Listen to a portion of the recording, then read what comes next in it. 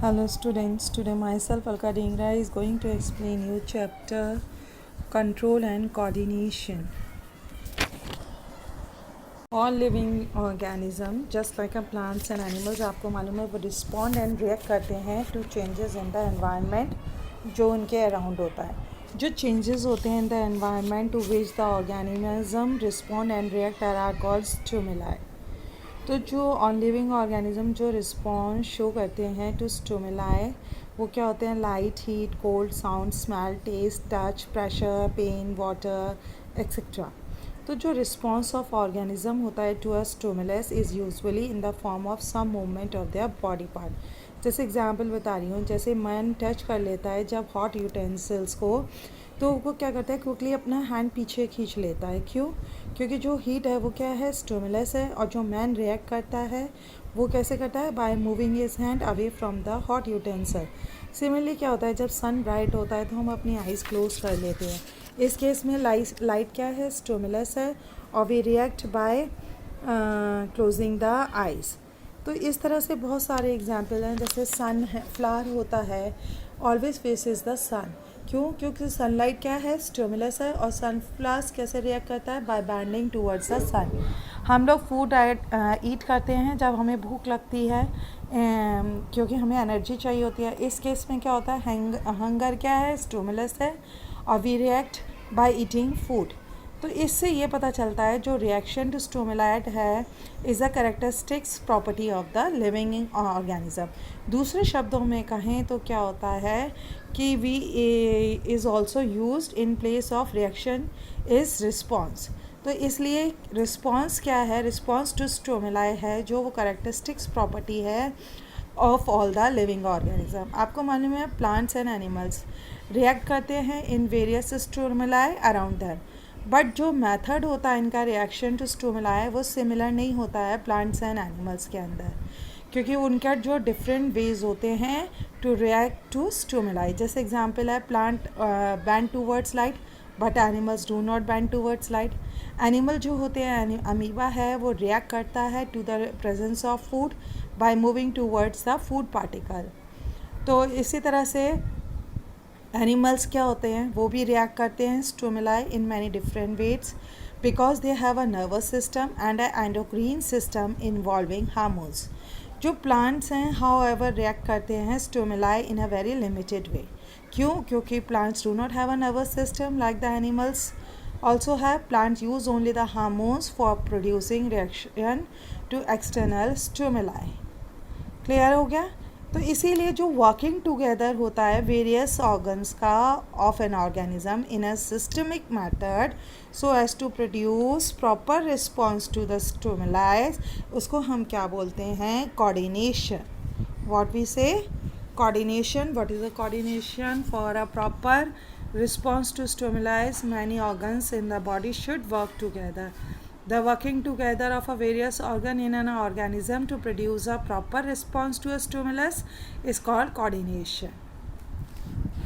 और एनिमल्स के अंदर ये कंट्रोल एंड कोऑर्डिनेशन किससे होता है, नर्वस सिस्टम एंड एंडोक्राइन के अंदर. जबकि प्लांट्स के अंदर ये किससे होता है, प्लांट हार्मोन्स और फाइटो हार्मोन्स के थ्रू.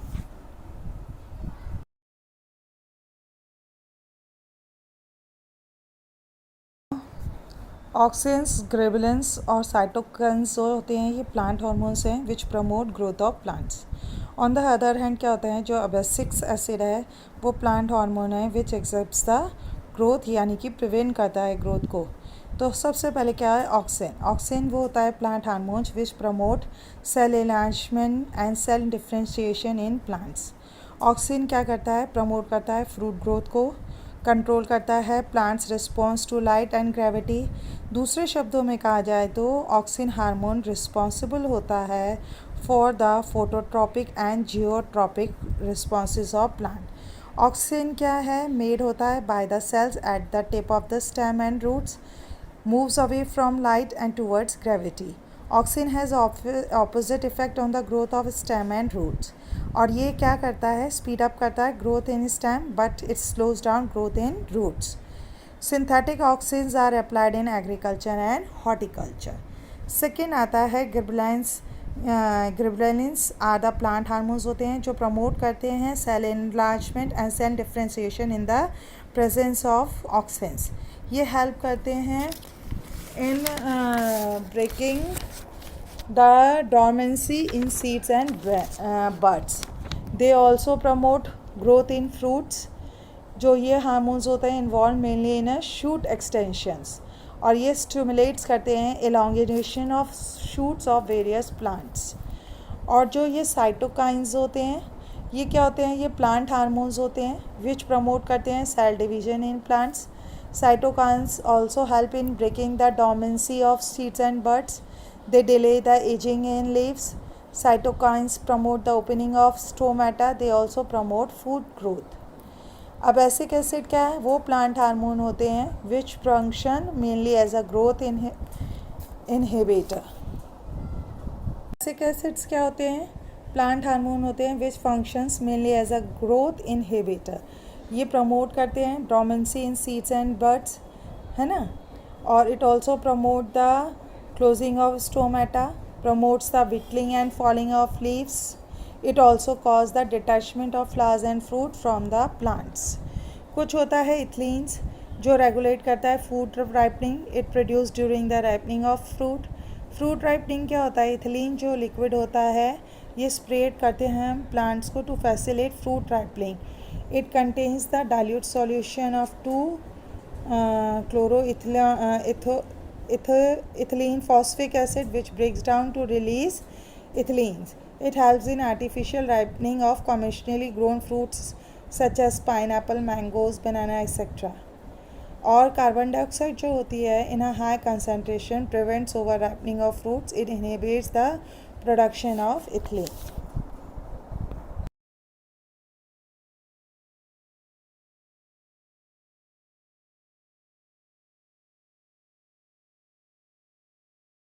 होता है movement of a plant part in response to a chemical stimulus is called chemotropism. In other words, the response of a plant to chemical stimulus is called chemotropism. जैसे plant shows movement or grow towards the chemical, इसको बोलेंगे positive chemotropism. In the other hand, if the plant show movement from the chemical, it is called negative chemotropism. The growth of pollen tube क्या होता है towards the ovule during the process of fertilization in flower is an example of chemotropism. It is actually positive chemotropism. In the case pollen tube goes towards the sugary substance secreted by the ripe stigma of carpel in the flower.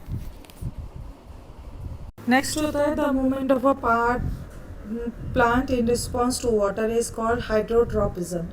In other words, the जो response of plant part होता है into water is called hydrotropism. If the plant moves towards water, it is called positive hydrotropism. On the other hand, if the plant moves away from water, it is called negative hydrotropism. The जो roots होते हैं plants always go towards water, so roots are positively hydrotropic. Next जो होता है वो होता है directional growth towards of a plant in response to touch of an object is called thigmotropism. जो क्लाइंबिंग पार्ट होते हैं प्लांट्स के such as tendrils goes towards any support which is the happen to touch and wind around that support. So tendril of plants are positively thigmotropic tropism.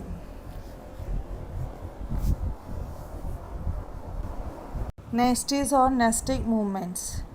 अभी हमने क्या पढ़ा था, tropism. तो इसी तरह से plant part either movers towards the stimulus और away from the stimulus. But some plants में क्या होता है, जो मूवमेंट होता है प्लांट का neither towards the stimulus nor away from the stimulus. That is the movement of plant in some plant is not in a particular direction with respect to stimulus. तो जो मूवमेंट होता है plant का in response to an external stimulus in which the direction of response is not determined by the direction of stimulus is called nestic movement. जो nesting movement of plants are होते हैं उनको हम नेस्टीज भी बोलते हैं। जो नेस्टिक मूवमेंट्स होते हैं प्लांट्स के वो इंड्यूस्ड होते हैं by stimulus such as tropic movement is a directional movement of a plant part but nesting movement is not a directional movement of the plant part with respect to the stimulus.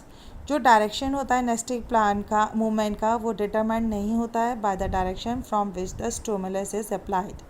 इस movement में क्या होता है, which ever direction the stimulus is effect it effects all the parts of the organ of a plant equally and they also move in the same direction. तो जो nesting movement होता है ये मोस्टली एग्जिबिट होता है by the flat organs of the plants like leaves and petals of flowers. Such of the nesting movement of plants are given below. जैसे मैं बता रही हूँ आपको, folding of the leaves of sensitive plant mimosa on touching is an example of nesting movement. Here are a stimulus is touch. Opening up of the petals of dandelion flowers in morning in bright light and closing in the evening when the light fade is an example of nesting movement. In this case the stimulus is light.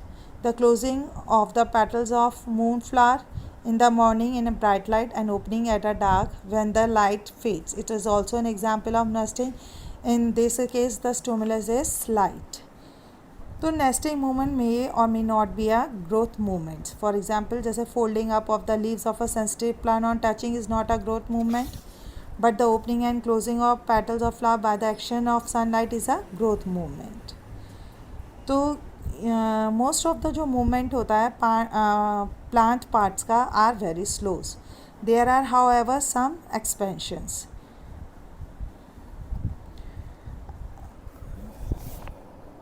Now what is the thigmonasty? जो non directional movement होता है plant part का in response to the touch of an object is called thigmonasty. In other words nasty is the nastic movement of a plant part in response to touch.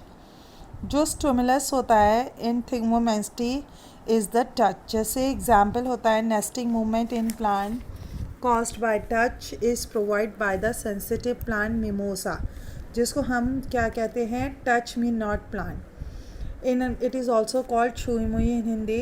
अगर हम उसकी leaves को touch कर देते हैं sensitive पर अपनी फिंगर से तो वो उसकी लीव्स क्या होती हैं, फोल्ड अप हो जाती हैं और ड्रूप हो जाती हैं ऑलमोस्ट इमिडिएटली। तो जो फोल्डिंग ऑफ द लीव्स होता है in sensitive plant on touching in example of nastic movement in plants is the touch. एक सेंसिटिव प्लांट होता है जिसकी में पैड लाइक स्वेलिंग्स होती है जिसको हम क्या बोलते हैं, pulvini at the base of each leaves. तो जो ये पुलविनी कंटेन्स करती है lots of water in their cells और due to the internal water pressure in them all the pulvini are very firm and hold the leaves above the upright. जो pulvini होती है also have a large intracellular space between the cells। जो folding up of leaves होता है sensitive plants on touching is due to the sudden loss of water from pad like swelling called pulvini prevent at the base of leaves of the sensitive plant which makes their pulvini lose their firmness causing the leaves to drop and fall. कैसे होता है, जब आप leaves touch करते हो sensitive plant की जिनके अंदर पुलविनी होती है उनके बेस पे जब फिंगर्स पे, तो जो इलेक्ट्रिकल इम्पल्स होता है वो जनरेटेड होता है जो ट्रेवल करता है थ्रू ऑर्डिनरी सेल्स और ये इलेक्ट्रिकल इम्पल्स एक्ट करता है प्लांट हार्मोन पे और जो प्लांट हार्मोन्स होते हैं मेक्स करते हैं वाटर को to migrate from the cells of one half of a pulvinus to the internal cellular spaces in the other half of the pulvinus. तो जो लॉस ऑफ वाटर होता है जो हाफ ऑफ पुलविनस से वो कॉज करता है pulvinus to loss it firmness making the leaf of to fall. Similarly, the pulvinon lose firmness and becomes slim due to which all the leaves above the collapse and fold up. Now,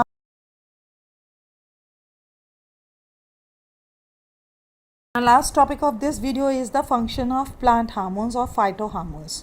जो plant hormones होते हैं regulate करते हैं many function in plants. जो various function होते हैं वो कौन कौन से होते हैं, जर्मिनेशन ऑफ सीड और breaking the dormancy of seed, growths of root stems and leaves, movements of stomata in leaves, flowering of plants, ripening of fruits and phototropism, geotropism, kepotropism, hydrotropism, thigmotropism, and nesting movements. You will understand all the topics in this video. If there is any problem, ask me in our classes.